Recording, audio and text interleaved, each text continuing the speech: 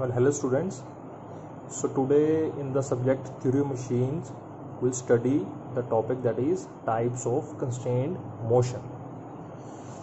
तो हमारे पास तीन टाइप्स के मोशंस होते हैं, तो we'll study it one by one. First is the completely constrained motion. तो इसमें अगर आप डायग्राम चेक करो तो देयर इज अ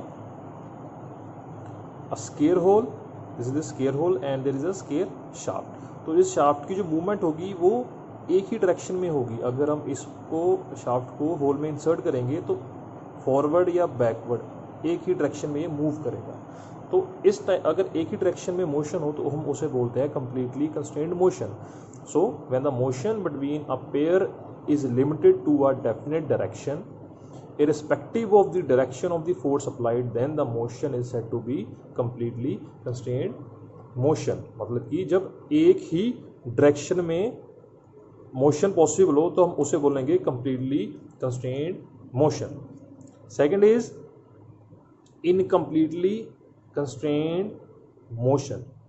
So इसमें हमारे पास एक राउंड होल है और एक शाफ्ट है. तो इसमें एक तो शाफ्ट की मूवमेंट होगी, राउंड मूवमेंट हो सकती है, सर्कुलर मूवमेंट हो सकती है, और सेकेंडली राउंड होल में शाफ्ट की मूवमेंट फॉरवर्ड और बैकवर्ड भी हो सकती है. तो मतलब इसमें दो डायरेक्शन में जो अपना मोशन है वो हो सकता है. एक तो सर्कुलर मोशन शाफ्ट का और एक है forward and backward motion shaft का राउंड होल में. तो अगर मोर देन वन डायरेक्शन में मोशन हो तो उसे हम बोलेंगे incompletely constrained motion. So when the motion between a pair can take place in more than one direction, then the motion is said to be incompletely constrained motion. Clear? And last is the successfully constrained motion. तो इसमें हमारे पास एक diagram है footstep bearing की. हमारे पास shaft है और हमने शाफ्ट के ऊपर एज यू कैन सी हमने कुछ लोड लगा रखा है. तो इससे क्या किया, हमने डायरेक्शन को सिर्फ एक इसकी मोशन को एक ही डायरेक्शन में हमने लिमिटेड कर दिया. पहले तो ये अप डाउन मूवमेंट भी हो सकती थी और राउंड मूवमेंट भी हो सकती थी, दो मूवमेंट्स हो सकती थी. बट हमने क्या किया, हमने इसका मोशन है वो रिस्ट्रिक्ट कर दिया एक ही डायरेक्शन में. ऊपर से हमने लोड लगा दिया तो हमने एक्सियल मूवमेंट को स्टॉप कर दिया.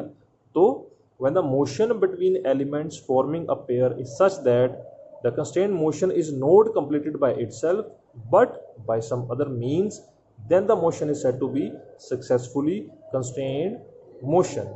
मीन्स की लोड लगाने से क्या हुआ, इसकी एक्सियल मूवमेंट वो स्टॉप हो जाएगी तो इसकी राउंड मूवमेंट ही होगी. तो एक ही डायरेक्शन में मोशन हो गया, तो इसे हम बोलेंगे successfully constrained motion. Next topic is the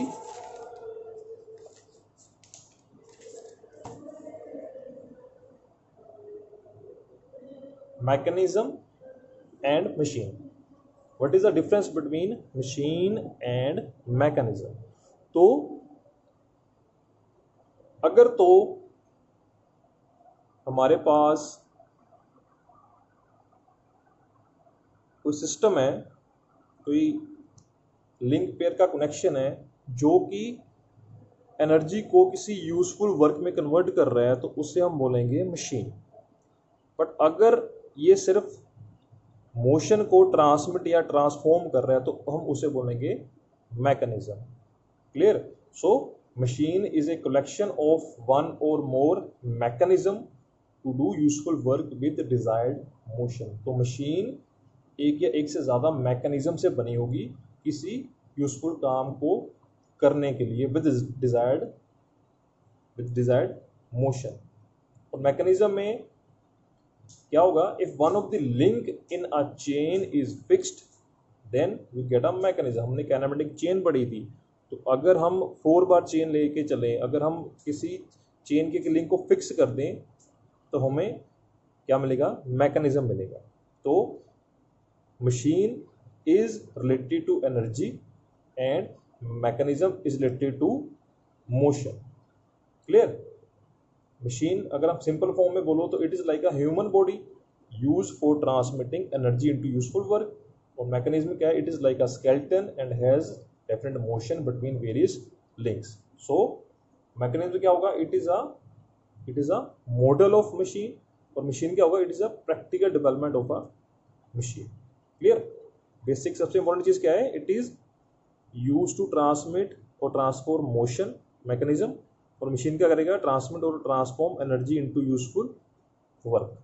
clear. तो इसकी एग्जांपल है टाइपराइटर और क्लॉक, एग्जांपल है मैकेनिज्म की, और आईसी इंजन और पंप है एग्जांपल मशीन।